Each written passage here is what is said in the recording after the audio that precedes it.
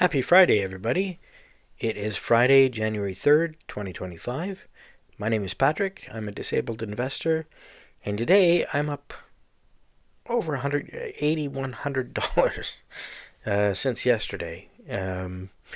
Not bad for the second trading session of 2025. I'll take it. And it's mostly thanks to a few securities that I hold. I'll go through them. I'm going to share my entire portfolio with you. That's what I do. Um, I'm not a financial advisor. I'm a disabled guy on the internet sharing my registered disability savings plan with others in the hopes that it might help myself and others avoid some of the mistakes that I've been making in the past. And I undoubtedly will make more in the future, but let's talk about it. Here we go. So there we have it. I started today with about $111,000.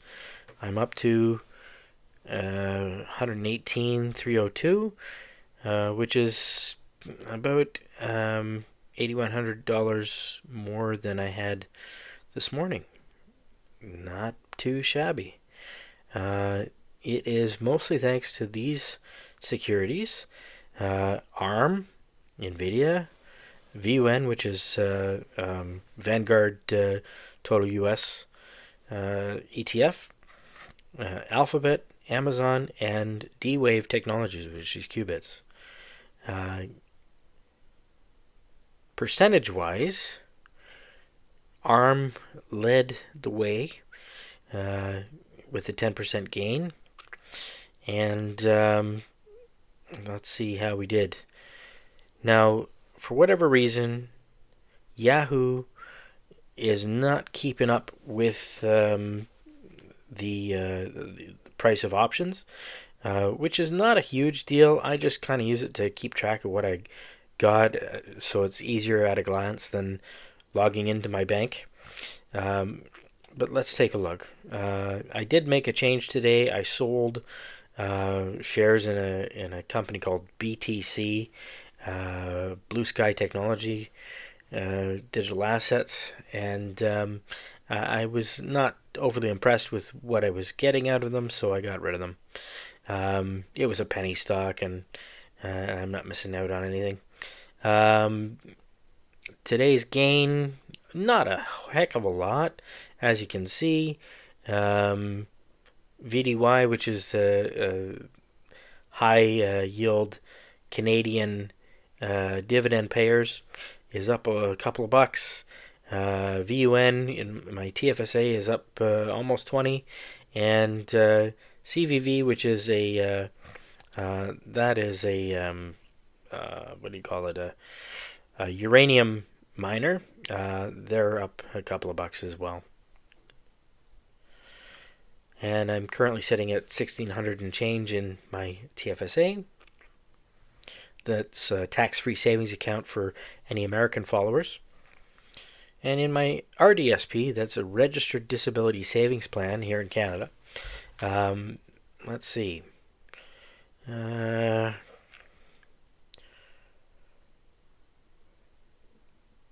This is everything that I've got. I'll just go through it quickly.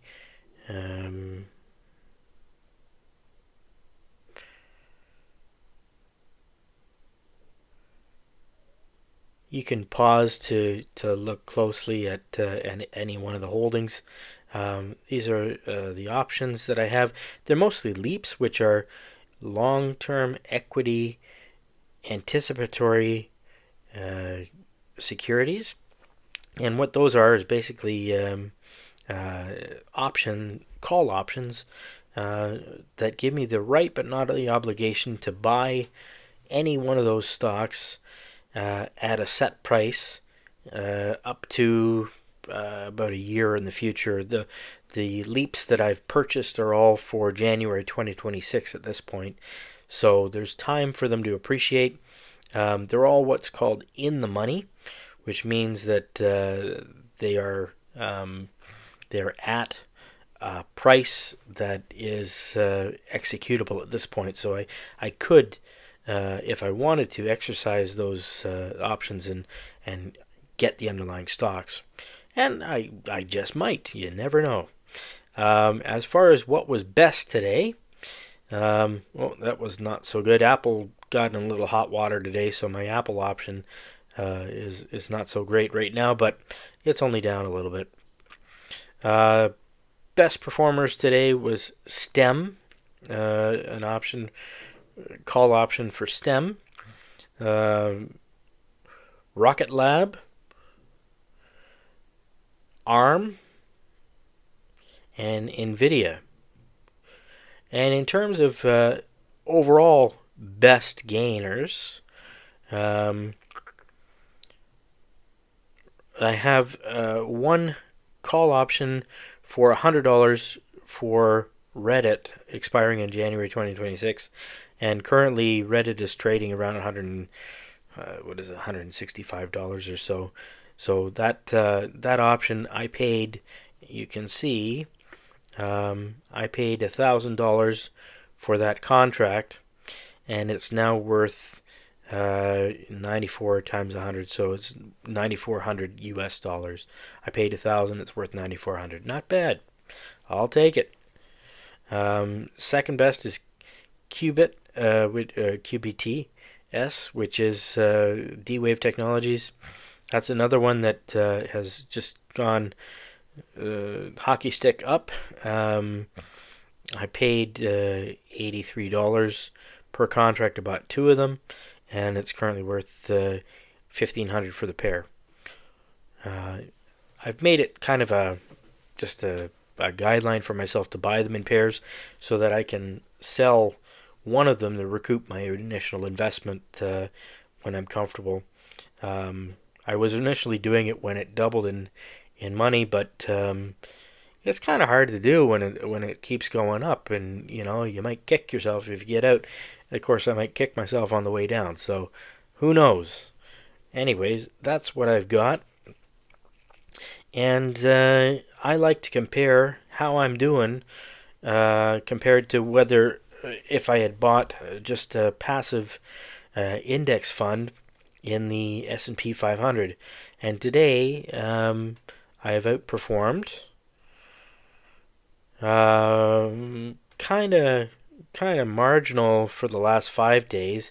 The last 5 days haven't been great with the New Year's holiday and 4 days of losing on the markets really brought everybody down. But over the past month, I am up 24 and a bit percent compared to the S&P index, which is not that high. Now there's going back 6 months. There's year to date, which is really just the past 2 days. And 1 full year. 5 years, I can't really go back that far. I haven't been tracking it that long in Yahoo, and it's not terribly accurate anyways, but I made some mistakes over the past, so my performance is not what I would have got if I had just invested everything in the index, but live and learn, and I think I'm getting better, but you can't overlook luck as part of the equation.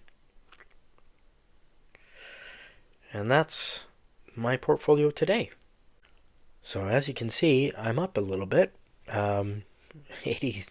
It says $8,300 today, but I started the day at 111,004, so I ended the day at 118,370 and change. Not bad. As I said, I'm just a guy on the internet. I'm disabled.